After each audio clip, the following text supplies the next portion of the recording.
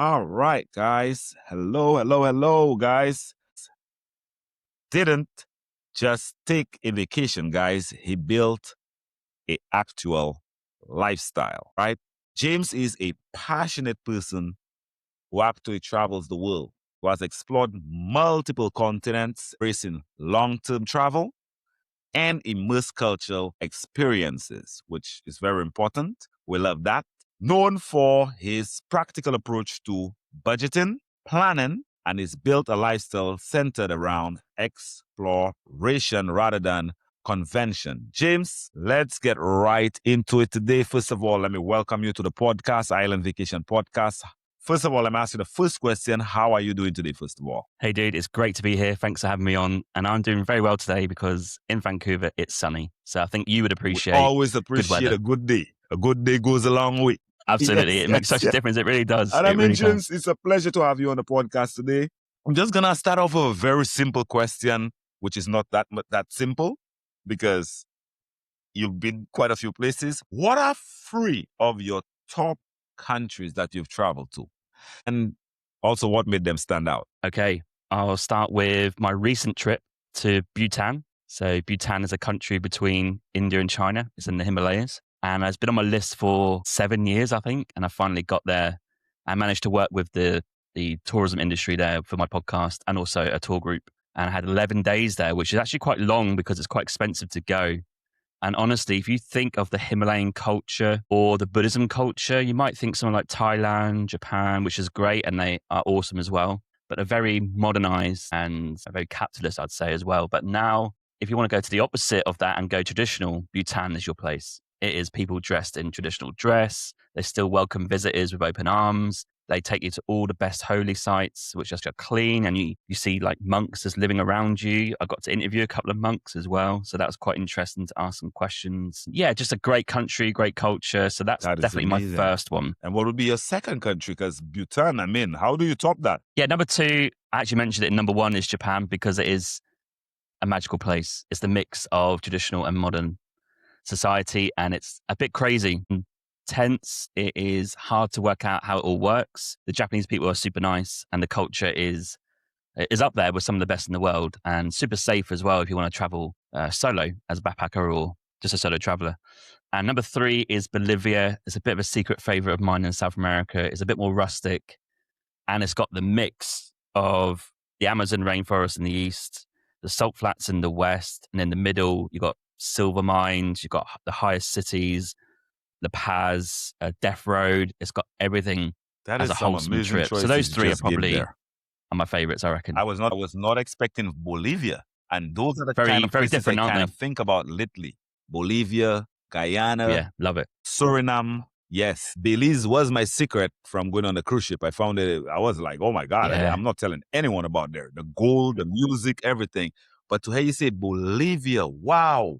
That's amazing. Very good. We cannot forget Bhutan. You said Bhutan and also Japan. So that's also some amazing one in a lifetime places to visit, I would say. Yes, one in a lifetime places to visit. What would you say made them, James? And you said Bhutan, Japan, and surprisingly Bolivia. I mean, that's an amazing list. Amazing list. Different list as well. That's why it's amazing. What made each of them unforgettable? And I know you made some brief things about it a while ago. Yeah, let's start with Bhutan because I remember that the most and it's more recent.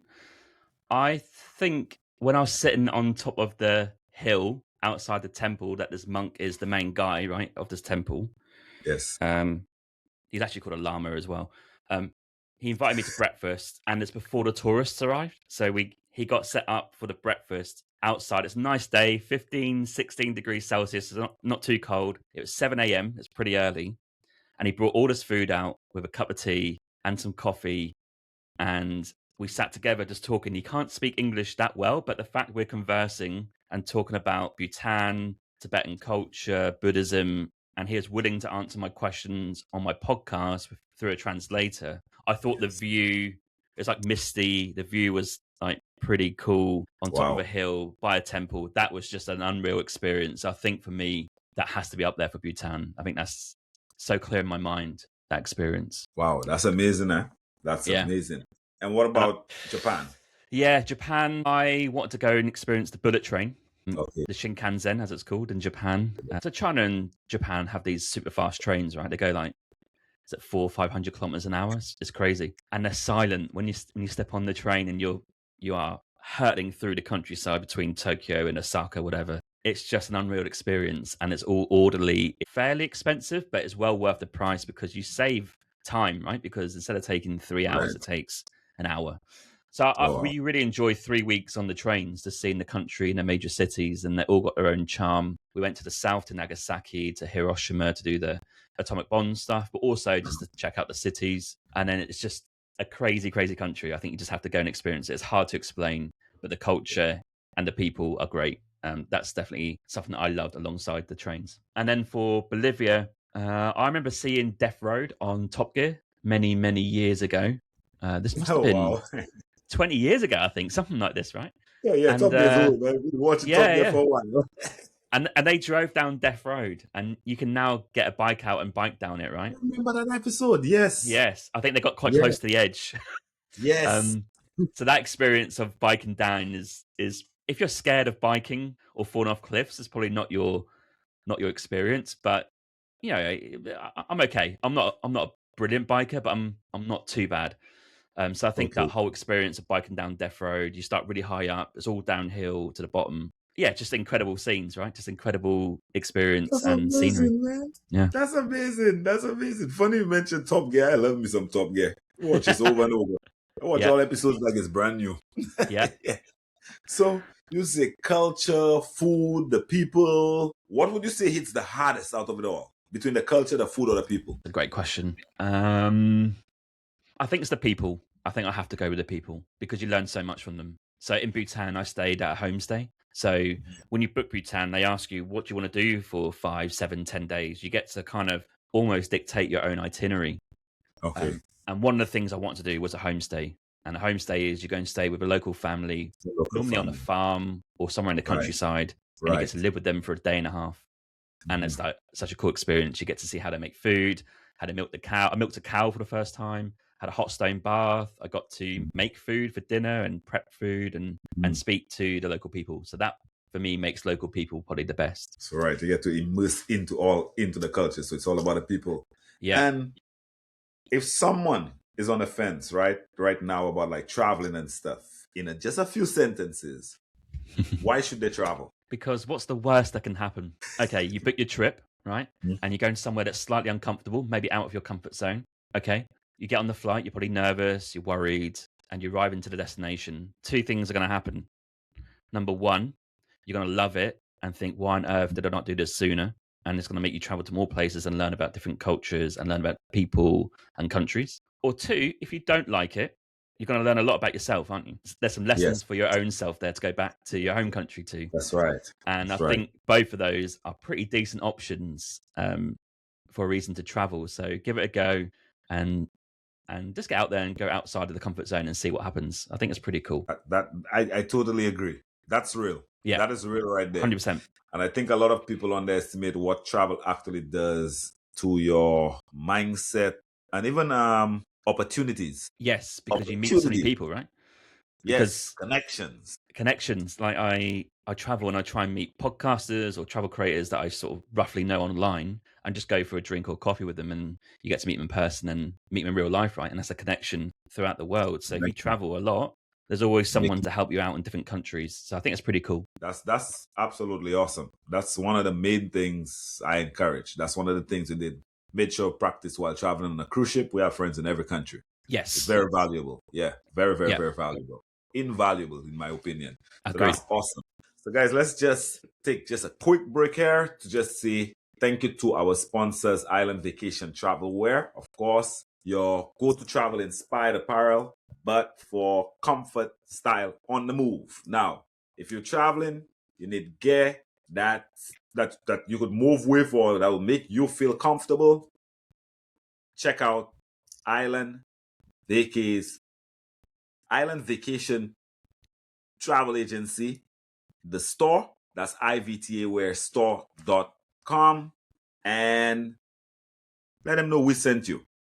use our code and get 15% off. That's IVTA10.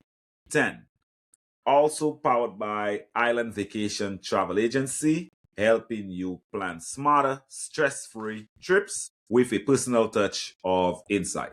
Like we said, you gotta have connections, guys. It goes a long, long, long, long way. All right. Now let's get right back into it, guys. Now let's get a little bit more tactical. How would you go about planning a 6 month, like a backpack trip to South America? Let's say we're going to Bolivia. How would you go about packing for 6 months? Packing for a trip? Wow. Yeah, because people can pack for 2 weeks, for 6 yeah. Yeah. And I'll give you my recent experience. When I went to Bhutan, it wasn't just Bhutan, it was Australia and Thailand, right? So that you might think, oh, what's wrong about that? But it's not nothing wrong with it. It's just that they're both different weathers. Different so weathers. South America is going to be the same. If you're going sort of like their summertime, it's going to be rainy for a start. So their summertime is our winter time, right? So if you go to November to January, something like that, it's going to be warmer weather, but it's going to be rainy. So instantly you've got to think, well, how can I protect myself from the rain but not be too warm? And also, if you go south, it's going to be a bit colder, right? When you get right down to Ushuaia, right down to the south towards those places where you go to the Antarctic. So I think what I do is I write out a list, and you have to be ruthless with this list because you have a limit in terms of how much you can take in terms of weight. So I take one backpack, and unfortunately for me, and I think you might be the same, I like to travel with content stuff. So this is laptop, lights, microphones, headphones. It adds an extra layer. So I'm quite ruthless with my clothing, first of all, and 2 or 3 things of each. And you've got to accept that you're probably going to wear stuff 2 or 3 times before you wash it. That's fine. And then medications is quite a big one. As you get older, you might have more stuff going on. So I take a whole first aid kit, which covers everything from hiking to like cuts or antiseptic wipes to malaria stuff or any vaccination type stuff or whatever it could be, right? Whatever you need. I have Imodium is quite a big one for me as well. Just to cover those unusual circumstances, because more than likely in 6 months you are going to get ill 1 or 2 times, aren't you? Yeah, so of course. Cover those bases. That's right. And for tech, make sure you get your travel insurance. That's a big one. So it covers all your tech because you never know. Very important. Yes, very important. Very, very important. Yeah, I've been okay. I've not had anything bad go wrong in terms of equipment, but I had some cancelled flights and stuff which have been reimbursed. But I lost about 3 cameras in one trip in Mexico. Correct. Having too much fun. And I didn't have insurance because we just took off the insurance just for like a split something. I don't know. I just kind of like lost track, and that happens. Guys, that is very, very invaluable information. The one time you might think, and I've always had business insurance, we just took it off and it was just 3 cameras went just like that. GoPros. Yes. That is devastating, isn't it? God. Yeah. Yes. I tell you the top 3 things I think you should have for a 6-month backpacking trip. It's all personal, but these are the 3 things I would never leave behind. Number 1 is noise cancelling headphones. Buses are noisy, planes are noisy, hostels, if you're saying hostels are noisy, if you need that bit of like space to get away, privacy, that's crucial. Yeah. Plugs. I mean, I'm a light sleeper, so I stay in hostels, but I need earplugs to get sleep. That's a must. Yeah. And number 3 is underrated, is a good quality pair of walking shoes, and they're broken in. Because I don't know if a lot of your listeners walk a lot. I walk a lot, and if you don't have comfortable shoes, your feet are going to be in bits. Yeah, kill your feet. That's valuable. That's very valuable. You definitely overlook shoes, comfortable shoes. Yeah, comfortable shoes. Yeah, that's very important. Do you know what happened last time in South America? I arrived in July, right? So this is the opposite. This is the winter. I had no coat, so I was in Peru. I was in Chile, northern Chile, in the desert. And I went to the shop and said, "Oh yeah, it's a bit cold." He goes, "Have you got a coat?" I was like, "Wow, I've got like a jacket, a jumper." He goes, "No. You need big coat." So I had to spend $70 on a big ski coat. 'Cause he's like, "You're going to freeze to death," and he was absolutely right. So make sure you research the weather and have the right clothing. Right. Wow. And let me ask you, what about like a budget range or your route planning, or just even mistakes to avoid? But let's start with like your budget range. Yeah, it's a tough one. It's a really hard one to answer. But I remember going to Central America 2 years ago, so quite close to South America, and I was doing I budgeted every day with accommodation, food, transport, everything. And I think I worked out to be spending $60 a day all in. And I think that's pretty budget, because I'm staying in hostels, I'm staying in really cheap places, but also traveling as cheap as possible. So that's like Local. shared Yeah. buses, Yes. border crossings, not flying, going over land and stuff like that. So I think budget. I think prices are more expensive these days, but $50 to $60 a day per person. You might want to make that 100 if you're a couple, maybe. Yes. But I'm a bit more mid-range now. I probably would double it because we are travel creators, right? We can Right. make money through the You have travel more. creation part. Right. Right. So I think I Yes. probably would increase that a little bit more. Right.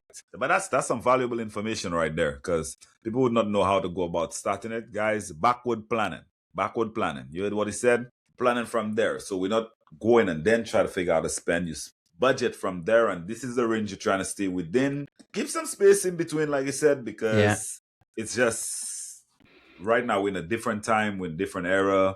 Different things are happening with the economy. You have different wants, different needs. So you have to put all this into play. And what about the two things that cost the most, are going to be your flights and your accommodation. Yes. So if you don't want to worry about how much you spend on food because you love your food, or you want to do some tours, try and really concentrate on those two. And what I mean by that is you got to fly somewhere. I get that, but maybe do some overland travel to reduce the cost of a flight, or do some homestays or couch surfing if you want to stay some free nights, just to try and even that cost out.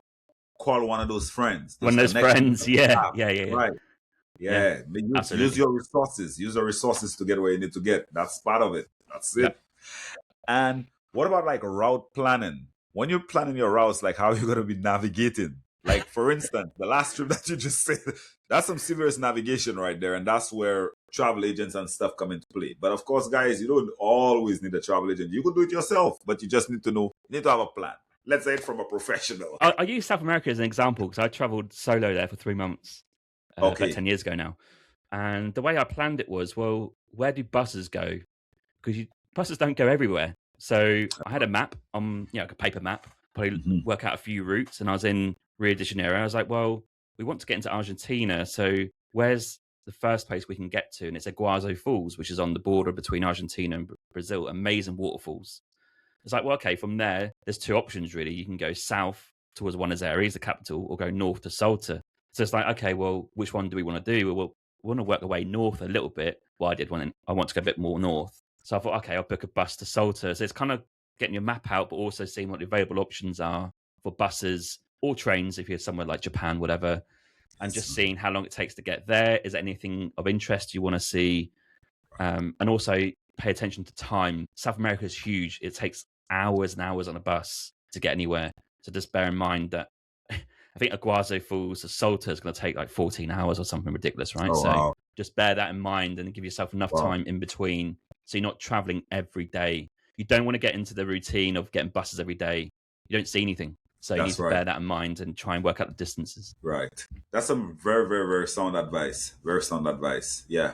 Whether bus routes or the train routes, that's definitely a hub of something. There's something there. That's why they're stopping there.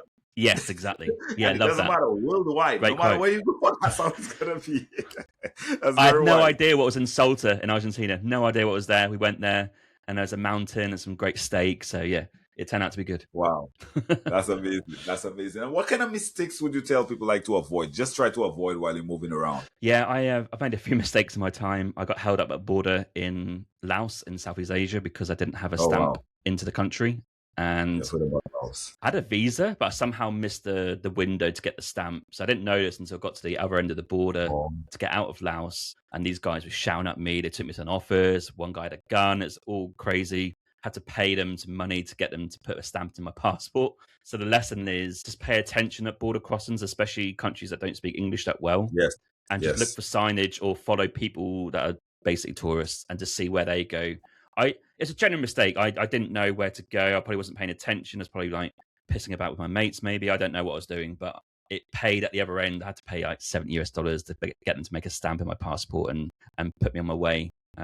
Also, from that story, just respect the border guards, because I got to that border and I got really annoyed at them because I don't know what they're trying to say to me, and also I don't know what I did wrong. And I just went, oh, don't worry about it. And I took my passport and went to Thailand. I thought I can get into Thailand. So when I got to Thailand, the border crossing, he's like, no, you can't come in.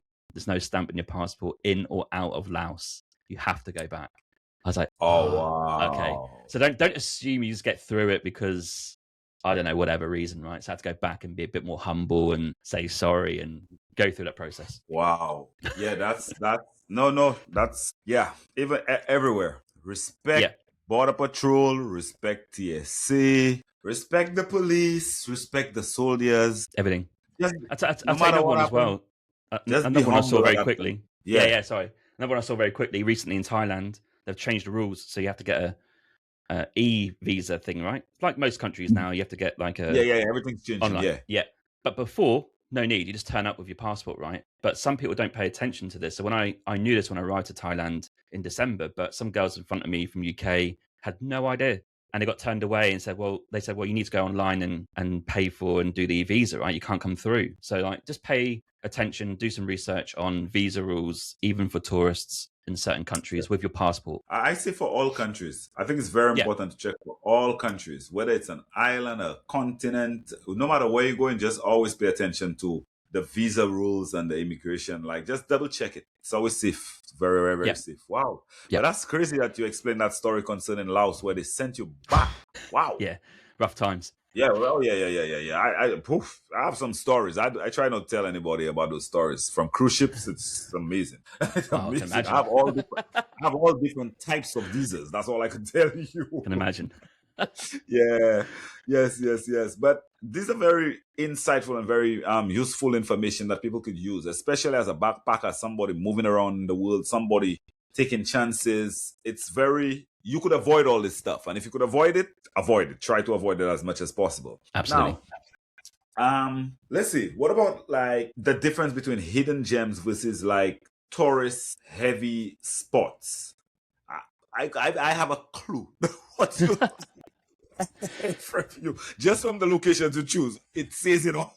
Yeah, I think the basic rule is if you're gonna go to a country that's popular, let's say Thailand or Italy, of course people are gonna go to Venice, aren't they? That's right. And you've got to accept that it's a unique place and there's going to be tourists there and it's not a hidden gem because everyone goes there at all parts of the year.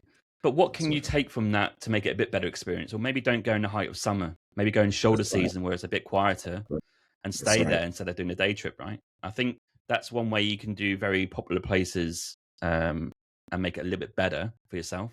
And hidden gems is an interesting term, isn't it? I don't love the term, but I guess this comes down to research. So you might think, oh, I really want to go to like the Adriatic coast, which most people think, oh, Croatia and Dubrovnik and those islands are very popular and touristy. Well, Yeah. hang about. Just go further south to Albania, just as good Yeah. on the same Yeah. coast. It's Oh a little bit yeah. cheaper, not as Yep. crowded and stuff. So, like a bit more research. I guess that's the hidden gem part where you can just look out for places that are basically geographically the same, but not got the limelight of certain places, right? So Greece is another example, right? Everyone goes to Santorini and Mykonos. I imagine they're great. There's 600 Yeah. islands or something. I chose one at random on a map, and I was like, I'm going to go there. Went to Carpathos Island. Never heard of it. Don't know what's about. Where was it Went again? Carpathos Island. I think I've been around that island. It's between Rhodes and Crete. So Rhodes and Crete Yes. are very popular, Yes. and there's an island in the middle between those two. Go there. Just as good. Ooh. and you're gonna learn way more because Yeah. you're right next to Crete, where the history of Greece started. Indeed. So you do that bit, but you want a bit Ooh, more quieter times. Go get the Yes. ferry across the Carpathos. Brilliant. Yes, away from everybody in Greece that's coming from around the world. Yeah. Yes. So yeah, like I thought, it's the hidden gems you're looking for. Yeah.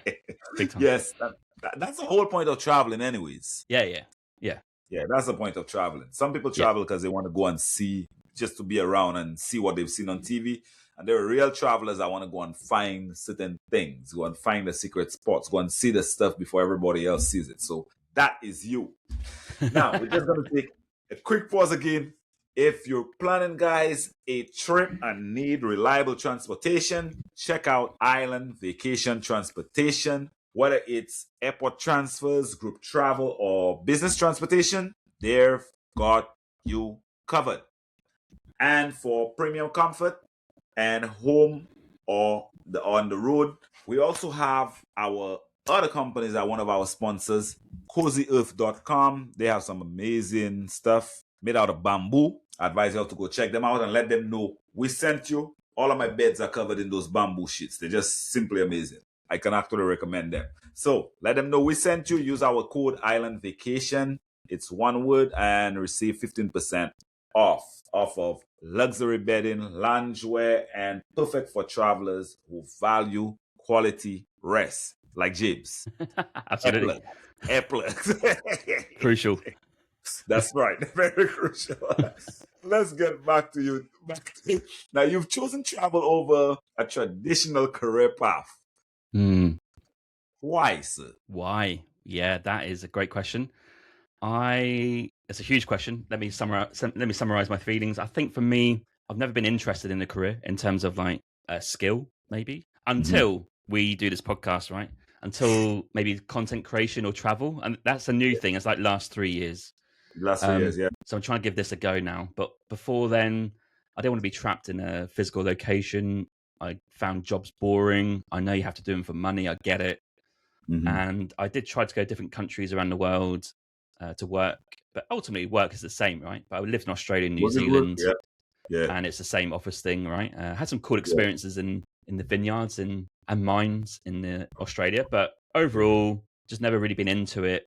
But what I got fed up with was because every time I did this, I have a job, I quit, I travel. That cycle gets a little bit tiring after a while because the reality of life is you're going to have to work at some point for the rest of your life. So what you're going to do? So after our year trip in 2023, I came back. It's like, right, I'm going back to a job I don't particularly love, but I've got to do it. But in this time now, what am I going to do in the future that I will like? So I'm on this journey now trying to find out creatively and with the travel stuff, like how can I make that an income going forward? Okay. That's a very understandable question in my world, because I feel the exact same way about it. Until I met my wife told me this is a lifestyle, this is not a job. Yeah, great term, And lifestyle. I was like, what? But she's a medical person that knows what she's talking about. Her idea of medicine for you is a vacation. Human beings weren't meant to work, dude. You're not crazy. Yeah, I think so. We're supposed to explore and dance around the world and go discover like a child, just go in and see all this new stuff, which seems like it just never ends. A lifetime too short to see it. So that's why you feel this way. The problem is we have to work to be able to make this money to be able to go do it, which is not the fair way to do it, but you have to do. They gave me a sentence. You have to do what you don't like to get to do what you want to like. I was like, oh my God, it's sickening, man. It will be dead by the time we figure this out. I know. That's the worry, isn't it? Yeah. Nah, I think you're doing it the right way. You just have to keep doing it and find ways to take a break and go live your life and do whatever your soul tell you and whatever you think. I think that's the right way to do it. And also put the time in. Yeah, but put the time in. Yeah, put the time in. It's very important because you have to follow what your soul and what your life's calling is, or else you'll be on the bed waiting and realizing that you didn't do what you need to do. I found that out from coming and travel around the world and then coming to go to school in America. And one of the things I did was I was working in a hospital and I always take time to go see sick people. And then I figured out I could use this accent to just make people laugh. So I just went and cheered them up and they started asking me questions. And I realized they were like, you've already been around the world and all this. I was like, yeah, why you come to school? What you doing? You just want more. Want to try and figure. I figured I was having too much fun over there. I was beginning to feel guilty. Yeah. But you realize that that's what everybody would love to do. That's what everybody's trying to do. That's what celebrities are trying to do. When I get into production, I realize that's what the rich and famous are doing. They want to be socialites. Yeah. That's why they create content so that they could, and you could just you make the money last as much as possible. So I totally get it, man. I totally get it. That one hits home. That one truly hits home. It truly it's hits the work. home. It's the work towards freedom. That's what I think. It's the work towards freedom, right? Because that's freedom right there. That's freedom. I think so. Because even on the cruise ship, it still worked. I made the best out of it. I'll tell you, I made the best out of it. I was like on a non-stop vacation, but I had like 3 jobs and I wasn't even aware. I didn't even know what was going on. So I totally get it. Thank you for that, man. Thank you for that. And I hope that hits someone that's trying to figure out what they want to do as well, guys. Everyone's trying to figure it out. Trust me, everyone is trying to get free. Everyone is trying to set their soul free. Everybody wants to go to their passions. What I'd Yes. advise you to do is do what you got to do. If you could do what you want to do for them, you can take 2 hours out of your life to do something for yourself. Go do your hobby. Go draw. Go jump. Go run. Go DJ. Go record something. Go do something. Go crochet. I advise that. Yeah, that one just hit home. Let's go back to it. Yeah, man. So let me ask you also, and I mean that leads right into this, the financial trade-offs and the freedom versus stability. Because when you live in that kind of life, you kind of live in, like, I guess that's what they'll call a hippie. Oh, that's how that's how I kind of came online. Somebody told me I was a nomad. And I actually listened to them. I was like, yeah, right. So, your opinion, financial trade-offs, the freedom versus the stability. What's your opinion on that? I don't have anything. So let's be honest and be real here. I have spent probably since 2010, I'd say, with the mindset of earning as much as I can for a short period of time and then quitting and use that money to go travel. So let's talk about 16 years later, where I've been to a lot of countries, but I don't own anything that's like assets or anything, right? But the trade-off is I've had an amazing experience the last 15 years traveling all these countries. So you got to have a chat with yourself and think, well, do I really want to have this experience, or do you really want the stability or guess of having a location that you call home, or owning stuff, or even having a business and making money? For me, those things don't interest me greatly, apart from making money in this new phase. But I prioritized experiences and travel. So that's why I think I call it freedom, because when you get to your 30s and 40s, I think you start to realize that time is the ultimate currency. So what can you do to give yourself the most time to do the things that you mentioned earlier, like painting, running, DJing, the things you love? If you're constantly working, doing a job you don't like, then are you really free? Are you really happy? Are you really like satiated and all that sort of stuff? So I'm not sure that's the right path for me to go. So I'm trying to work all this out. But yeah, I think that's where I'm happy with what I've chosen. Yeah. So I think you're dead correct on it. And I don't think you did the wrong thing. I know I didn't do the wrong thing. I know you're gonna get your blessing. You just haven't figured out how to flip it. And you're gonna figure it out, because I'm gonna tell you how. From going behind the curtains, that's what made me start this. The guys in the production actually told me that production is gonna steal my life away from me. And I told them, no, I survived cruise ship. I dodged the military. I know how to escape this. And I started taking my podcast more serious, because I understood that if we're getting paid that kind of money to put that production for these people, why don't I do it for myself? So I came to my house and started buying equipment and started setting up. Lo and behold, Spotify sent me a message, you're monetized. Now, I'm not a competitive person, because I'm not on this planet for money. But I got a family and I got people we got to do stuff, and we got to buy more memories. Sure. Because I found out the most valuable thing is the story. A handful of people have those stories because they're that brave. Yes. The most expensive thing are words. Yep. Agreed. Sell it. Every country you've been to is a story. Yeah. Yeah. All the conventions they have, they're all about finding stories and listening to inspirational stuff. Public speaking, script writing, book selling. That's how you're going to get paid. Hurry up, go and become a millionaire. Sell your story. I'm on it. That's the journey I'm on. Yeah. The guys that you see, the guys that told me that, they didn't know they told the wrong guy this. I told them I'm going to make them get out of the job as well. One of them told me he's been a millionaire 3 times, and he went back to a job because he just blew the money away from making an advertisement. One advertisement he made, and he made a couple of millions of... No, the guys that I work with, they have Grammys and Emmys. Yeah. I'm just blessed that I happened to run into them on my journey, and that journey led me to there. And I know, all right, I don't work for anybody. I go back to my dream. Yeah. So now that I meet anybody that try to figure that out, I'm telling them exactly what it is. I appreciate Go sell the story. Yeah.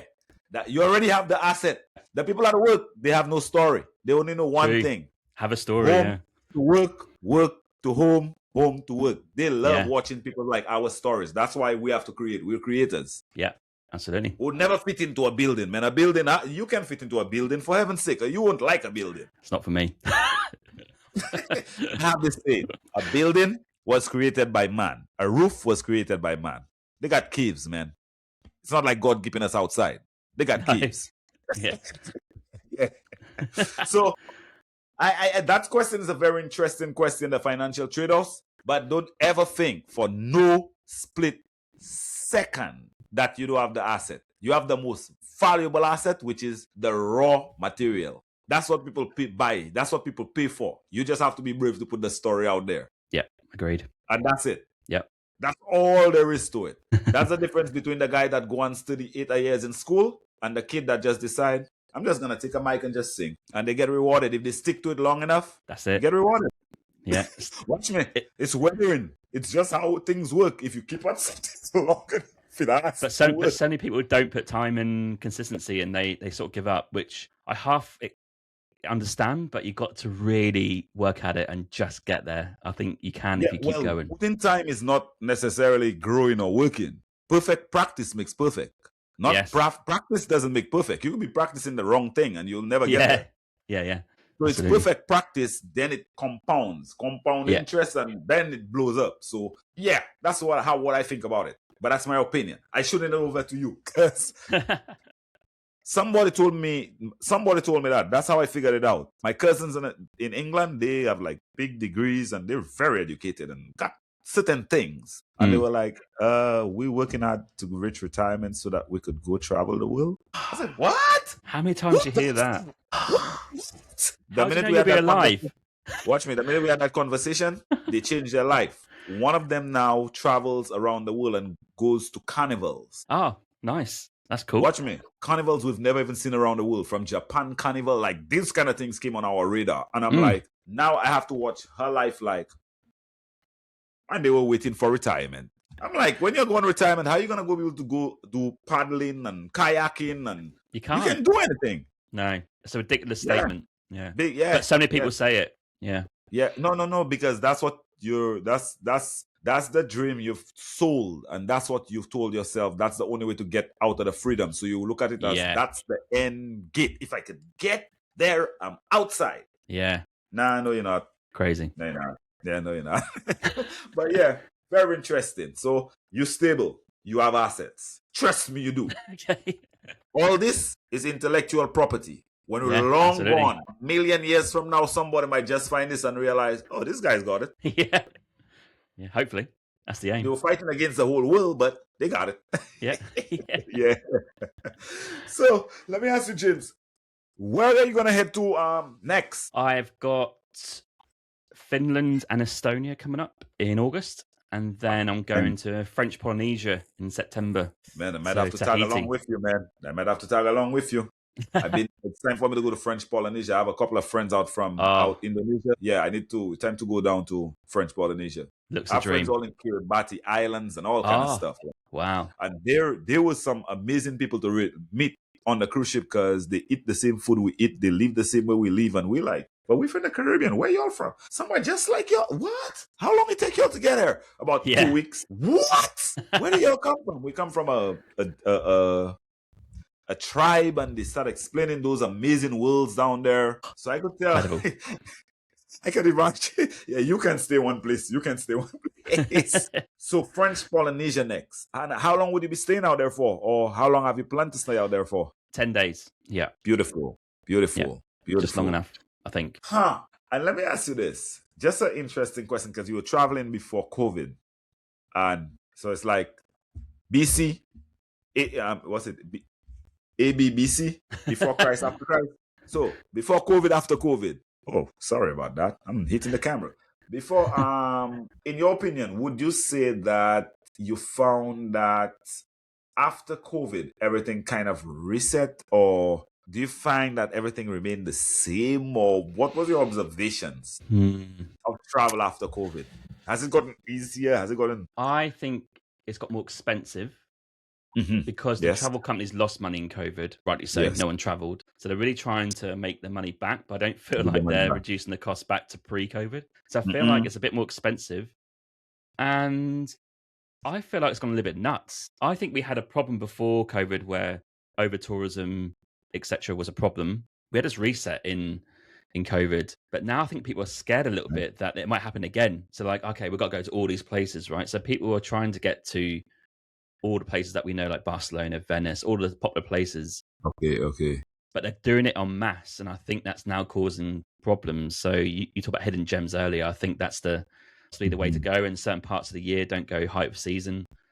But yeah, I think it's gotten a little bit crazy since COVID. We traveled in 2023 and we found it, more expensive. Yeah. Maybe not as busy in certain countries, but other countries that are popular, that's really, really busy. So I think people are just kind of scared now that the COVID thing will happen again. So they're trying to get out there. But also, it's expensive. So it's a weird position because people might not be able to afford it. And there's a potential crisis coming in terms of the economy and all that sort of stuff, right? So I think interesting times, a real mix. No, that makes a lot of sense. That makes a lot of sense, and I think you're absolutely right about that. One for sure, everything did get more expensive. I've seen it for the trips I've taken. Yeah, just going St. Lucia alone, the prices, different countries, the very same countries have gotten more expensive. Yeah.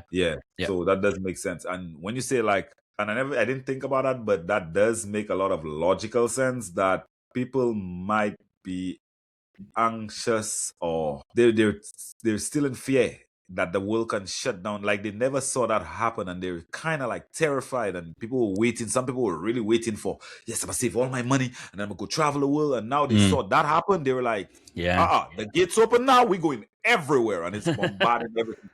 That does make sense, and it would make everything expensive too. It would make things crowded as well. So it kind of reverse the reset. Yeah, exactly that. Yeah, exactly. Yeah, that's a very, very interesting perspective. I never thought about it like that, but that does make absolute sense. That imagine the people in Venice as an example, right? They always had tourists come every part of the year, right? Before COVID, they probably got fed up with it, but they kind of need it for the economy. Okay, COVID comes along, and finally they get to see their city pure again, right? There's no tourists there. It's their own city, and it's like, oh my god, like this is what it looks like in normal times before travel was even a thing. And now that after COVID, it's come back again. Like I can't imagine they're too happy about it because they've seen freedom from the travel over tourism stuff in COVID because they're like, oh, we can walk our city again and not be inundated with travel and tourism and people and tourists, right? But now it's back to where it was. So yeah, just an interesting example. That's interesting example. The France is the same way as well. They could see Eiffel Tower as well. Barcelona, all those places. You're absolutely right. That's a very good and very interesting perspective on it, because we take it for granted, but when it's your country and you're seeing you have to deal with traffic we're doing it in Florida. To go to Orlando, to go to conventions and stuff, it literally beat me down to make me want to go back to your dream, dude. Go back and, because if you could tolerate this, and we saw what it was like in COVID. That's the problem. We saw what everything really is supposed to be like. What, 30 minutes to get to Orlando on a regular day is an hour and a half, 2 hours, 3 hours. It makes you really start go insane. Yeah, insane. Yeah. So that's very, very interesting. All right, so guys, we have one more break right here. We want to also say thanks again to also our nostalgic company, Old Glory. Very good company. They actually have bold, expressive apparel for travelers who like to stand out. So if you don't like to look like everybody else, like me, you just wear different stuff or plain stuff, or just market other people's companies, or market your own company. Or you could also wear your favorite artists, your favorite cartoons, those kind of things. It shows character. It's also a good communication tool. I use soccer jerseys, so you could use that kind of stuff. It makes some people meet you around the world and they have conversations with you. So go and let Old Glory know we sent you. You could also use our code Island Vacation again. That's Island Vacation, one word, and receive 15% off on anything on the store. Let them know I sent you. I'll send you. Okay? And don't forget also to check out Scone.com. That's another one. We love them. We just want to show them love for all the support they've given us throughout the years. Think at your eyes. Thank you. Right now, James, let's get honest. What are some of your least favorite countries or places that you've been to? And I know we're putting them on the spot. We're not going to elaborate on them too much, but it does also help them get better. Yeah. Okay. I'll be honest. I didn't like Bali in Indonesia. That was not a very good experience for me and my friends who were there. Not like horrendous. It wasn't what I thought it'd be. Completely different to what I had in my mind.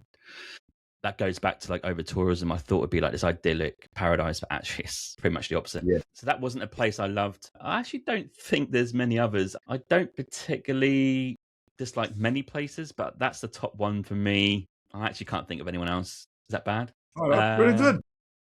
Yeah, I'd say that's that one, I think. That's pretty good. That's pretty good. And pretty much it's just the same thing. You're a guy that looks for a certain type of tourism. You want a certain type of place. You like to get hidden gems. So yeah, when you get to Bali and everybody's down in Bali, you're like, oh my God, that's like Dubai and those places. Like, where did everybody come from? Yo. So I get it. I totally get it. So Bali, it's not a shot at you guys. Tourism is good. I guess it works for you guys, but not every traveler, not every tourist likes to go in places that's populated. I'm the very same way. I like private islands. I like places like Palm Island. Not Palm Island in Dubai, no. A little Palm Island in somewhere in the Grenadines. It's so small. You got to take a small boat to a small plane to a small just to get there. But when you get there, the people are like no other.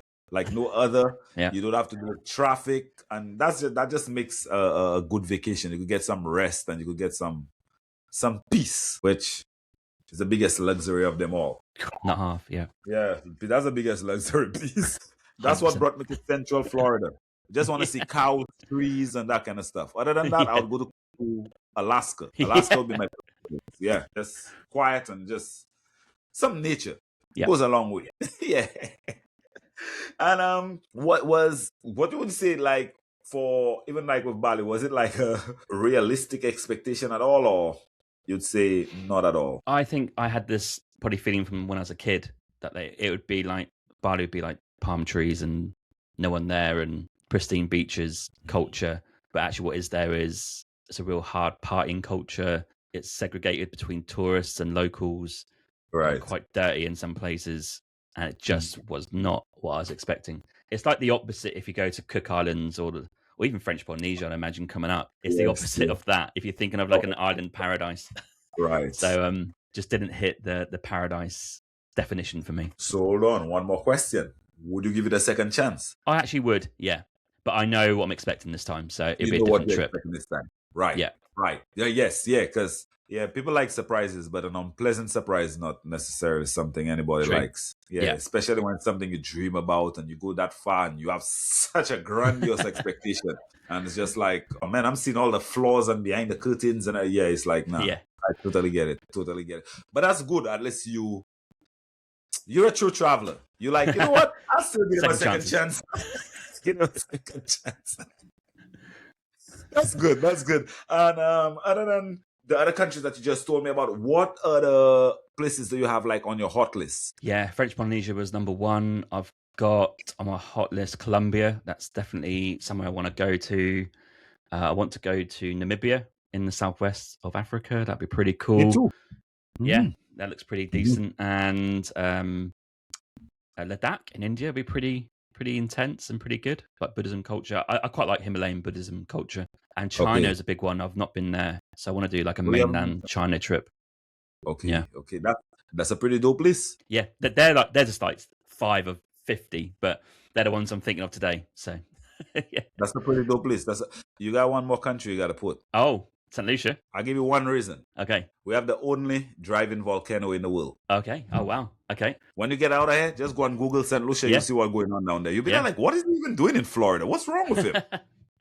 Yeah. Nice place to go and see, like, culture. You see the kind of tourism you like. Granted, St. Lucia is a little more pricey because, of course. Yeah. But the Caribbean is normally. I've been to like Antigua, Barbados, St. Kitts. Okay, so we are along Grenada. That level. Yeah. No, we are along that level there, like Barbados, Antigua. That's a certain price point right there. Yeah. There, that's good. But then we just have like mountains and certain things more. But that's good. Yeah, that's it right there. But that's nice, man. That's a very good list you just gave there. From China to French Polynesia to that's dope. Yeah, that's a pretty dope list. What about, have you ever been to Australia? Yep, used to live there for a year. Yeah. So you used to live in Australia. Yeah. Your accent, you picked up the accent. A little bit, tiny bit. Yeah, it just a little bit in the Canadian accent because it's very similar. It's a very clean. No, Canadians' accent more polished, clean than Australians to me. Very different in my eyes. Yeah, because Australians can start speaking and you're like, Just like English. When the English start speaking, sometimes you're like, what are you? I don't even understand what it's like. But Well, I was Canadian. born in England, so I do have that as a Oh, base. you were born in England. Okay, what I've part? kind of traveled a bit. I was born in Norwich, so that's where Norwich. Okay, I'm okay, from, okay, okay. Nice. in the Oh, east. you just Yeah. all over, man. Very nice. Very nice. Very nice. Now that's like I said, that was a dope hot list. That was a very, very dope hot list. Let's answer the biggest question everyone wants to know. How much money do you actually need to travel, in your opinion? And I mean different countries different, but just an average. Okay, well, I'll tell you what we did have. That might give you a clue. For the 2023 year trip for both of us, and it wasn't enough, but we had 60,000 Canadian dollars. So what's that in USD? 40, 45, something like that. Something like that or something, yeah. And that was supposed to last a year, but in reality, it lasted 10 months. So Hold on. Where were we all? Where were you guys at that time? we basically ran out of money, so we only done 10 months out of the 12. We're kind of hanging on for 2 months, but we did. But where were you traveling to, like at that point in time? Yeah, so Europe to Middle East to Asia, South Asia to East Asia, back to North America, back to Europe. So quite a few flights in there, unfortunately. I was just about, and in your opinion, would you say that you'd hope that should be able to last way longer? No, I'll tell you what actually happened. I underestimated the cost after COVID. I think my mind was still pre-COVID costs, and I think that was a big mistake. So I think that was the biggest lesson I learned. Yeah. Okay. So that would be something to consider, that now we kind of have to change the way we think, because we're kind of thinking of things how it used to be versus how it really is right now. And one of the things is that everything has really, really, really changed. Yeah. Okay. I think I understand what you're saying. Because 65,000 US should be a lot of money to be able to move around. But the flights, COVID costs and fluctuations and stuff could have a really big impact. Yeah, in US dollars, it's slightly cheaper. It's 45,000 US dollars, 60,000 Canadian. The Canadian dollar isn't that strong compared to US or the euro or the pound. So I think we just kind of underestimated that. And also the prices of stuff. Like, for example, hostels in Europe are well expensive now. It's almost cheaper to stay in hotels. It's crazy. Because people in Europe just travel in hostels more than hotels. It's very weird. I found that out, and I had to be like, what? And that drives up the cost, right? Yeah. Yeah, and then you know already, cost and demand. That's how it goes. Yep. So if an empty piece of paper, more people running towards an empty piece of paper, it's gonna cost more than money. That's just how it goes. Yeah. It's crazy. Yeah, it's crazy. Yeah, it's crazy. Very, very crazy. So the hostel end up that. Wow. That is amazing. So, I mean, of course, guys, that's an average. That's just a guide to make sure that you could have an average as to, sometimes you think you could budget and things supposed to be a certain way. Things change, and change is the most common thing and the thing you should actually accept the most, because things are going to change. You just have to try to adapt to it and come up with a backup plan, and just some way, somehow create an online store that's making automated money. Yes. So that you could do what you got to do. $1 a day is better than no dollars a day. Absolutely. Could not agree more. Yeah. I really, really appreciate that information on there, because a lot of people ask that question to me, even as a travel agent and traveling and moving from country to country, and I really do not have an answer for that. I've traveled with no money. I've traveled with some money, and boy, it just really doesn't matter. You just have to try to survive and try and get some way to make money as quick as possible. Because it's like everything else. You could be a multi-millionaire, and if you don't continue making money, your money is going to finish. Life keeps on going. So you got to figure out a way. So, I mean, guys, whether you're a budget traveler or a mid-range traveler or a luxury traveler, it just all depends on what type of travel you're going on. That's how you'd actually set your budget. You know what kind of a lifestyle you want. In our opinion, traveling is about being grounded and learning how to survive and navigating and all that stuff. So some people just love to keep it on budget because we learn. we learn survival skills. Come back home like you wouldn't believe the story. So, I mean, James, we're very, very grateful for your information, man. As a final reminder, guys, I just want to let you all know that this episode was brought to you by Island Vacation Travel Agency. If you're serious about traveling smarter, whether it's solo travel or group travel or business, we handle the planning so that you could focus on the experience, right? James, last question. If someone's listening, right, and they're thinking about taking their first trip to anywhere, I guess, what would you tell them? I would say start small in terms of the culture difference. And if you're American, for example, and you want to travel abroad, but you're really nervous, how about just booking a flight to Ireland? This is my example. Because the island culture, in terms of the island, next to UK, is going to be fairly similar, but it is different. It's going to be Europe. It's going to be a different way of doing things. There's no one there. And also you'll get to, I guess, learn a bit of history about maybe where you're from. So I think go somewhere that's culturally similar, but also outside of the continent you're in. Start there, work your way outwards in terms of the culture difference, right? So just gradually get more braver as you go. I think that's the more sensible way. Personally, I would just jump straight into somewhere completely random, but I know a lot of people will be really nervous about that. So my advice is start small and work your way out, I think. That's right. That's what it's all about. That's what it's all about. Take action, guys. Start small, start somewhere familiar.